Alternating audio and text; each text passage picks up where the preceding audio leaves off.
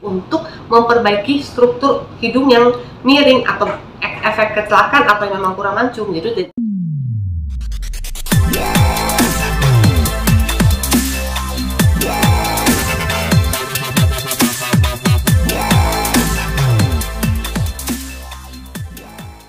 Sebagai seorang pakar kecantikan melihat operasi hidung yang dilakukan oleh Mahalini dan Rizky Febian, menurut dari segi kesehatan itu melihatnya seperti apa sih? Oke, sebenarnya gini, salah satu bentuk muka yang akan bisa merubah itu adalah operasi hidung.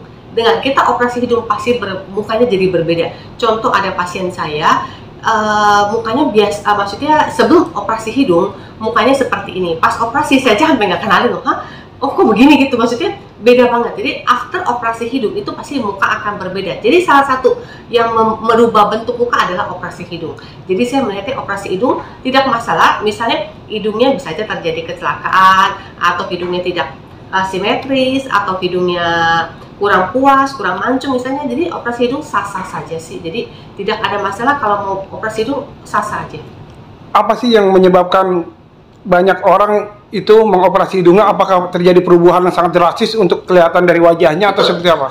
Tadi saya bilang, salah satu perubahan yang sangat drastis yang terjadi adalah operasi hidung. Dengan kita operasi hidung akan berubah bentuk muka kita, merubah bentuk muka kita. Jadi benar-benar operasi itu akan merubah. Artinya hidung yang kurang mancung dimancungin itu akan merubah, atau misalnya terjadi kecelakaan atau operasi apa, atau hidung agak miring atau apa. Jadi operasi hidung itu sah-sah aja kalau memang dibutuhkan. Jadi sebenarnya jadi tampak cantik ya, kenapa enggak gitu. Jadi sebenarnya before atau after operasi hidung harus ditaati sama pasien. Contoh, sebelum operasi hidung pasien itu tidak boleh minum minuman alkohol atau minum vitamin atau makan makanan yang misalnya terlalu beresiko, misalnya makan durian atau makan seafood terlalu banyak. Intinya 3 hari sebelum operasi itu stop semua vitamin, stop semua jamu-jamuan.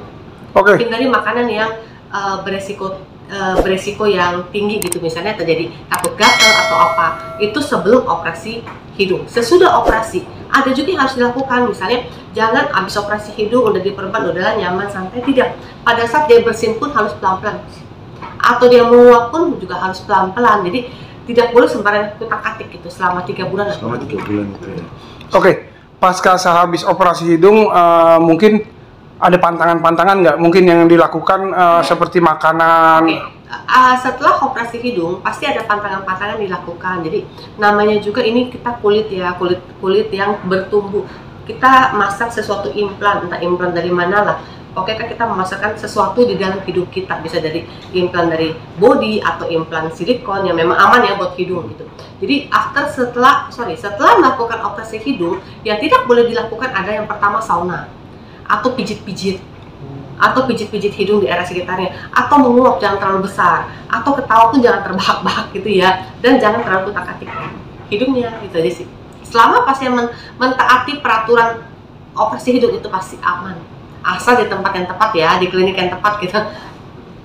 Sebenarnya tren operasi hidung ini kalau menurut Kak Priscil ini sudah menjamur nggak sih di luar negeri, apalagi di khususnya mungkin di Indonesia sendiri? Sebenarnya sudah lama banget ya tentang operasi hidung, cuman kenapa kalian baru menanyakan, karena mungkin ada public figure ya setelah melakukan operasi hidungnya. Tapi sebenarnya itu sudah lama banget.